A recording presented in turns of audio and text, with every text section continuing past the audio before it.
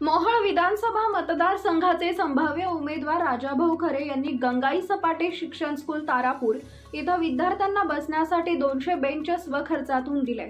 विद्यार्थ्यांना बसण्यासाठी बेंच उपलब्ध झाल्यामुळे विद्यार्थिनींकडून समाधान व्यक्त होत आहे। यासोबतच खरे यांनी गावोगावी पदरमोड करत लाखो रुपयांची कामं पूर्णत्वास नेली आहेत। यावेळी शिक्षक व पालक आणि नागरिक मोठ्या संख्येने उपस्थित होते। सर्व मान्यवर पालक वर्ग आणि इथे बसलेल्या माझ्या विद्यार्थी मित्रांनो, मी तुम्हा सर्वांना इयत्ता 10वीची विद्यार्थिनी सौंदर्यनितीन गायकवाड सादर प्रणाम करते। ज्यांचे विचार थोर आणि विचाराहूनही कार्य थोर असलेले व्यक्तिमत्व समाजसेवक माननीय श्री राजाभाऊ खरे साहेब यांचे मी आपल्या प्रशालेतर्फे सहर्ष स्वागत करते। ज्यांनी आम्हाला बेंच उपलब्ध करून दिल्या, त्यामुळे आम्ही बेंचवर बसू शकतो। त्यांनी केलेल्या या योगदानासाठी मी आमच्या प्रशालेकडून त्यांचे खूप खूप आभार मानते आणि धन्यवाद देते आणि देव त्यांना या कार्यासाठी बळ देवो ही ईश्वरचरणी प्रार्थना करते।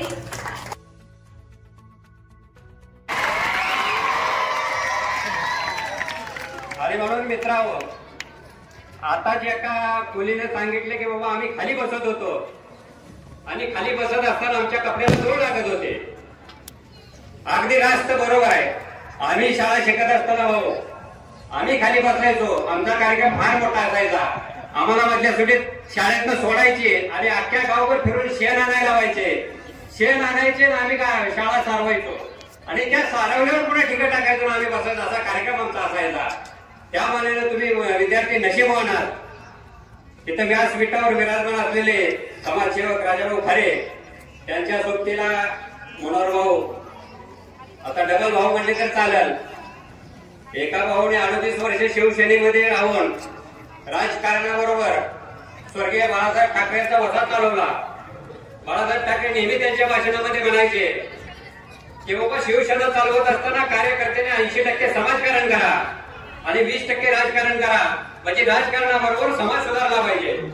आणि त्याच बाळासाहेबांचा विचार सार्थ घेऊन राजाभाऊंनी गेले 2 वर्ष झालं आपल्या मोहोळ मतदारसंघामध्ये कामाचा सपाटा लावलेला आहे।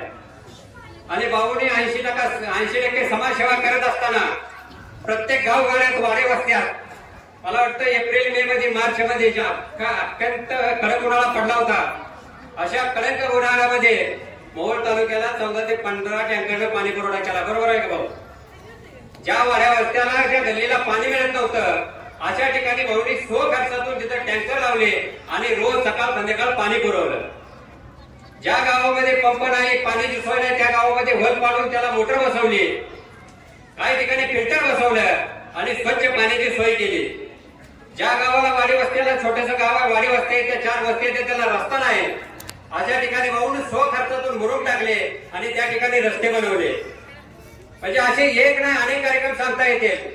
ज्या शाळेने भाऊकडे मागणी केली की बाबा आमच्या शाळेला बेंच द्या, आमच्या शाळेला इमारत नाही, आमच्या शाळेला काय अमुक नाही, तर भौतिक सुविधा देण्याचं काम भाऊनी केलेलं आहे।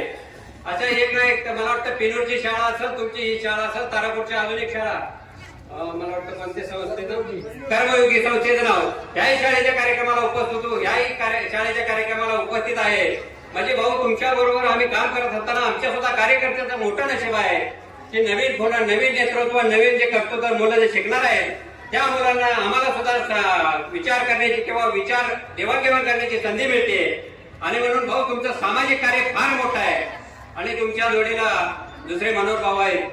भाऊ तुमचे कार्य काही असं कमी नाही, तुम्ही समाजामध्ये शाळा काढल्या, कॉलेज काढले, एका बाजूला तुम्ही शिक्षण देताय मुलांना, दुसऱ्या बाजूला समाजाच्या आर्थिक पिछे हटवू नये म्हणून तुम्ही बँका काढल्या, पतसंस्था काढल्या आणि त्या माध्यमातून एका बाजूला तुम्ही मुलांना शिक्षण दिलं आणि दुसऱ्या बाजूला 30 मुलं जर शिकून मोठी झाली तर त्यांना नोकरी नाही लागली तर व्यवसायासाठी म्हणून तुम्ही आर्थिक मदत करताय। तुमचं बी काम भाऊ काही कमी नाही आणि म्हणून आज दुग्धशकुरा योग म्हटलं तर चालणार नाही। त्या व्यासपीठावर 2 भाऊ एकत्र आले ते भाऊ, तुम्ही जरी गंगाई सपाटीचा वृक्ष लावलेला असता, छोटंसं रोपटं लावलेलं असलं आणि राजाभाऊच्या रूपाने त्या वृक्षाला पाणी घालण्याचं काम येणाऱ्या काळात पुढच्या काळामध्ये होईल आणि ज्या गंगाई सपाटीचं छोटंसं रोपटं वृक्षामध्ये रूपांतर होईल, त्यात तीळ मात्र शंका नाही भाऊ। आणि म्हणून समोर बसलेल्या विद्यार्थ्यांना सांगतो की तुम्ही शिका, शिकून मोठं व्हा कर्मवीर भाऊराव पाटलांनी म्हटलंय शिक्षण म्हणजे काय, तर शिक्षणाची व्याख्या शिकून शहाणं होणं आणि पुढे जाऊन नोकरी करणं म्हणजे शिक्षण नव्हतं, तर शिकून पुढे जाण्याने जे डोक्यात शिकलेलं आहे ते सत्यात उतरवणं आणि त्या सत्यात उतरवणं त्याच्या आधारे जगणं, त्या आधारे माणसाला जगता यावं त्याला शिक्षण म्हणतात ते. आणि शिकून जर नोकरी लागली तर याला शिक्षण म्हणत नाही ते. आणि म्हणून भाऊ तुकाराम महाराजांनी आहे की अभंग सांगितलेला आहे, जे काय रंजली गांजली